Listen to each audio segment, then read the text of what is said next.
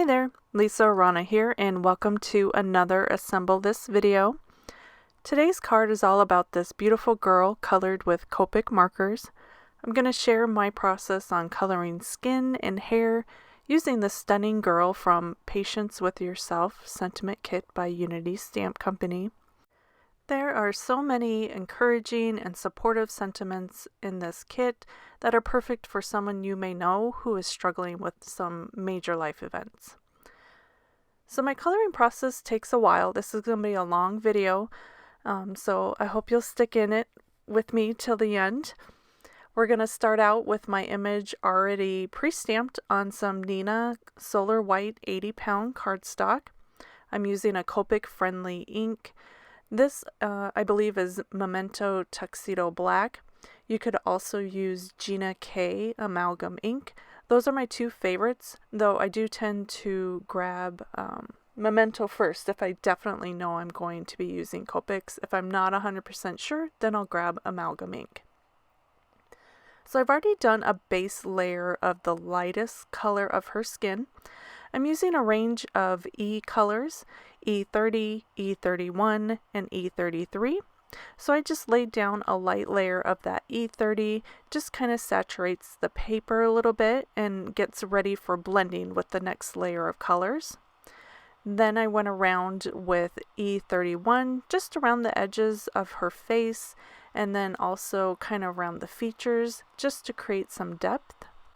You can already tell that her face is starting to pop out more and not looking so flat just by adding those two colors. Next, I'm going in with the E33, again with a really light hand around where it's going to be darkest on the image, and that's around the hairline and again around the features towards the bottom of the features. So the bottom of the eyebrows, the bottom of the eyes, the bottom around the nostril area. And then I'm just going back in with the E30 and blending that all out. So it's so those layers of Copics will kind of blend together and not look so stark. Last, I'm adding a bit of BV23. A BV color is kind of has a violet tint to it, and it just really mimics a lifelike shadow. So I'm going in at the hairline and just under the chin, just a little bit where the darkest shadow is going to be. And again, it just creates this pop of dimension with the coloring. And then I'm just kind of going back and forth between the middle colors and the light, just kind of blending and just keep adding layers of coloring to add that dimension that I'm looking for. The shadow is what's going to create a more lifelike image, and we just want to do this slowly and in layers and blending out each layer. That way it looks more lifelike and not so stark between all that blending. So I'm just going to speed up the video for the rest of this process. Again, I'm just doing layers of each shadow and blending until I get the dimension that I'm going for.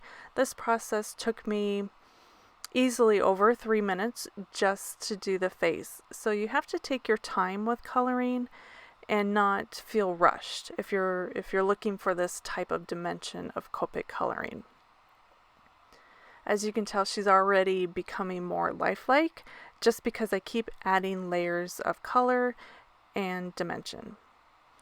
Now I'm going to add just a little bit of R20 to her cheeks, blending it out with E30. Just a hint. I don't want it to be too bright, but I do want that hint of like a blush. And then I'm doing her lips in R24, just doing an all over layer of color. And then I grabbed my E31 and just added a hint of brown to the corners of the lips to deepen them. And then again added another layer of R24.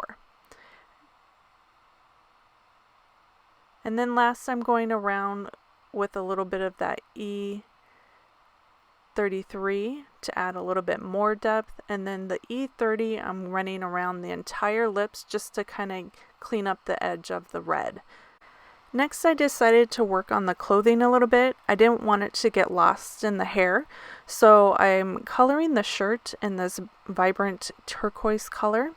I'm using BG05 as the base, and then I'll do the shading with BG07.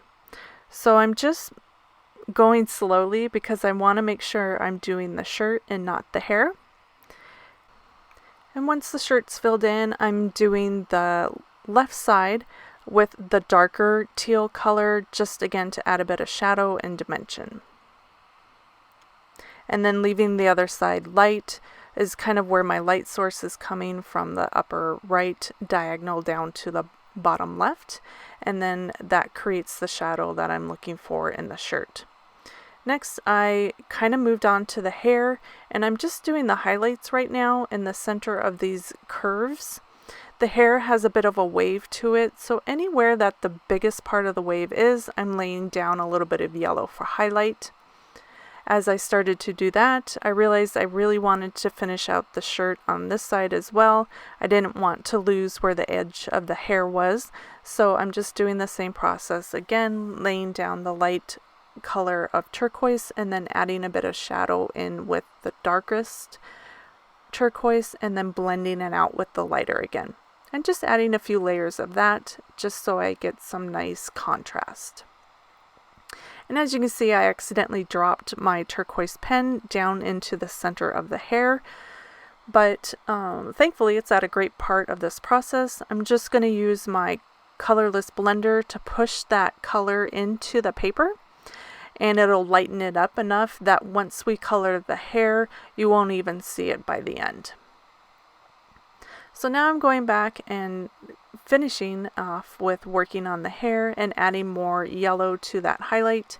Again, I'm focusing on the widest area of the curve because that's what's going to catch the most light. So just like that. Next, we're going to work on the hair itself. So I have 3 colors for the hair. I have E53, E57, and E59. Again, another series of E colors. I like these for skin and hair. I am a brunette, so I do tend to focus on brunette hair color with a bit of a highlight to it. Just a personal preference because I feel like it's like me. So I'm starting at, again, where the curves are. Now where they're the most narrow, I'm adding this flicking motion of color. You can see I start at the bottom where it's narrowest and kind of flick it towards the thicker part of that bend. And I'm starting out with the lightest color, which is E53. Again, there's going to be tons of layering in the hair, just like we did with the skin. So this is just the first of many, many layers. And I'm kind of doing it quickly. Again, the video is sped up a bit. The hair took me a very long time. I don't know the exact amount of time, but I would say easily 3 times the amount of the skin. So we're talking maybe about 10 minutes or more. And so once I have a nice layer of that light color, I'm just going to go over it again with the medium color, which is the E57. And my strokes are going to start again at where that narrowest part of the wave is. I'm starting at the bottom of the wave and then flicking up and then flicking down, just to create the dimension and the wave itself. Let me slow this down a little bit so you can see my strokes. Okay, so now at the bottom of the wave, I'm starting my stroke and it's thickest at the bottom, and then as I'm flicking up, I'm creating a lighter pressure as well. And I'm also following the lines of the stamp. So I'm following the curve of the hair, and that's going to create the dimension and the roundness of those curls. And I'm leaving the center of each of those waves light, and I'm trying to meet the 2 flicking from the top of the wave and the bottom of the wave, and trying to get them to curve and to slightly meet into the center. But we do try to keep that center just the yellow lightness. That way you're creating a shadow and a highlight and the dimension that forms the waves. And I'm just doing this for each of those curls. Some of the curls are a little bit different and separated, so they have a smaller wave, which is different from the bigger wave of the hair. So you can see where those smaller waves are. I stop and I make each of those waves individual. I start at the bottom of that and at the top, and then try to get them to meet in the middle. So you just have to work slowly and individually. You don't want to rush this process because you don't want to lose the detail of the stamp or the dimension and the shading and coloring that you're trying to achieve. And now I'm just going back over everything again, just trying to fill it in a little bit more. Again, Copic coloring is all about layers and a step process. You don't want to rush it. You just do each layer one by one, slowly building up color.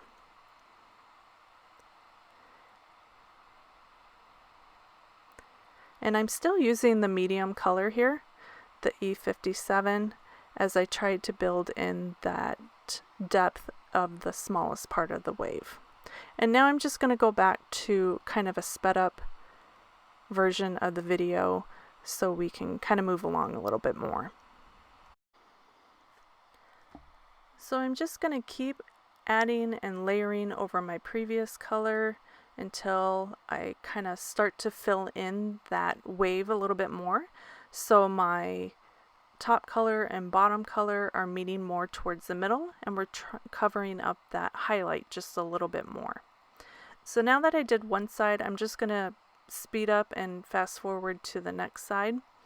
And once I got all that flicking motion done, I'm going back over it with that E53 and just kind of blending everything together so it's a little more smooth, but I don't want to do too much blending where I lose those kind of hair strokes. And then I'm also adding a little bit more of that yellow highlight in. I don't want to lose the highlight, so I want to keep that in the layers as well. And then I noticed that a part of her shirt was over in this corner, so I don't want to lose that, so I'm filling that in with my shirt colors. A little bit of the light and a little bit of shadow. And again, I'm just adding another layer of depth by adding shadow to those other areas as well. The layering is really key to getting the shadows. Once these markers kind of dry and soak into the paper, they change a little bit. So you may notice that after they dry, you have to go back in and maybe add another layer in order to get the contrast that you're looking for. So here I've picked up my E57 marker again, and I'm just going to add another layer of shading, starting at the top of the bend of the wave and moving around that wave and using the lines from the stamp to follow. And we're just doing the same process as before and just creating another layer of depth. As you can see, it's already building so much more lifelike depth of color by going around the second time. So I'm just gonna let this go a little bit, maybe add a little bit of music, and you can watch me filling in this side one more time. Again, it is sped up, so it's a lot faster than I normally would color. So keep that in mind, but just kind of watch how I'm shading and adding my layers and flicking motions of coloring for the hair. I finished with the medium color and I've picked up the darkest color now. And you'll really see a big change in the dimension of the project as I go along now that I'm adding in the stark contrast of the shadow.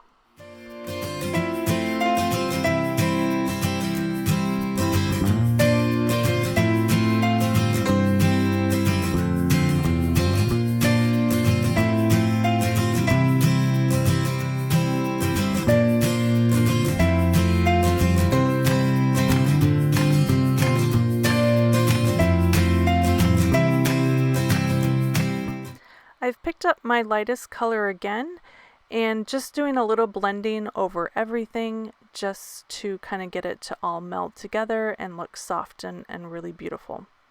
So here's the first half of her hair. I'm going to skip the second half just because it's the same exact process, and we don't really need to see that again.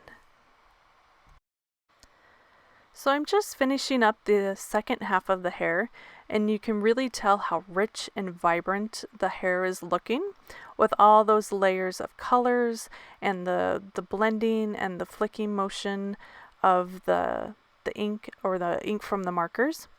And to finalize it, after that little bit of blending from the E53, I'm going back in with my E59, that darkest color, and I'm adding my final bit of shading. And it really does make everything pop, so it's important not to skip the step of adding that last layer of the darkest color, and that will help everything just pop off the page. The biggest thing I have learned with Copic coloring is the contrast. The contrast is really important in order to get a lifelike looking image. And that was something that I was always missing. I was too scared to go in and add another dark layer. But I practiced on quite a bit of different images. Many of them I never used, but conquering that fear of adding the darkness to an image and to get that balance between the light and the dark has really made a huge improvement in the looks of my Copic colored images. So here's the final result of all this hard work of layering Copic markers. Again, it did probably take me about 30 minutes to color this girl, but I'm so happy with the end result. I think she looks really lovely. And here's the finished card. I just layered some pattern papers, added a bit of twine, and some gold Nouveau drops for some shine, plus the perfect supporting sentiment from the kit. I'll have all the supplies linked in the description of this video below. Please give it a thumbs up if you liked it, and if you have any questions or sweet comment, post below. Thank you so much for joining me today. I hope you enjoyed and learned something, and I'll see you next time. Bye!